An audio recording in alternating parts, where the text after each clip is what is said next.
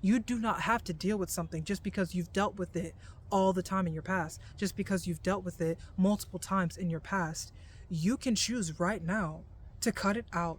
Energy is currency. You cannot pour from an empty cup. And a lot of you think that you can. A lot of you always give, but you never give yourself the chance to receive. You never give yourself the chance to refuel. You're always going and going and going. You're always putting someone before yourself. You're always putting multiple people before yourself. You never make time for yourself. You never make time to refuel, to recharge, to re-energize. And it always leaves you in a very low state. It leaves you in a very drained state. It leaves you in a state where you cannot show up as your best self. And that's not fair to you. If you are not pouring into yourself first, pouring into others is useless. You're not showing up in a way that truly serves you, that truly aligns with you. And you feel this. You feel this, okay? Sometimes you may not even be able to name what it is that you feel, but it's there. And every time that you put someone else first, every time that you don't come home to yourself, you don't ground yourself in your energy first, you don't fill up your cup first, you are losing so much, like, aura points, I suppose I'll say. You're losing so much of your aura. You're losing so much of your magnetism because you are not pouring into yourself first. You are not recharging. You are not refueling. You are literally living on E. And so showing up in the world is difficult for you. Showing up for your friends is difficult for you. Showing up for yourself is difficult for you. Learn to make space for yourself. You are worth the space. You are deserving of the space. Make time to be by yourself. Learn to ground yourself in your energy without the attention of others. You're not like everyone else. We all require different ways to recharge, to come home to ourselves, to ground ourselves in our energy. How do you expect to show up in your life? How do you expect to show up for others? How do you expect to show up for your work and your projects and your goals and your passions and your dreams if you are drained, if you are tied to the bed, if you can barely get out of your house because you're just so freaking tired? Pour some of that love back into you, baby. Pour some of that energy back into you, honey. Okay? You deserve it. You deserve it. You are worth it.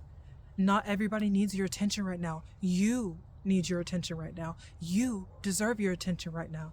You should be your first priority, first and foremost, before anyone else. I don't care how selfish that sounds. But if you can't show up for yourself first, forget about showing up for everybody else. You won't have the energy to do so.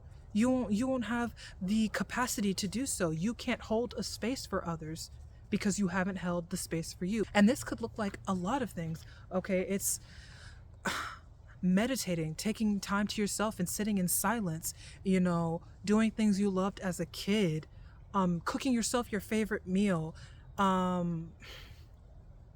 doing yoga, taking a bath, journaling, like things that get you, things that allow you to come home to yourself, things that allow you to ground yourself in this moment. Those are the things that you should be prioritizing because they are important for your health and overall well-being, and to re-energize yourself so you can actually step into the world in your most optimal way.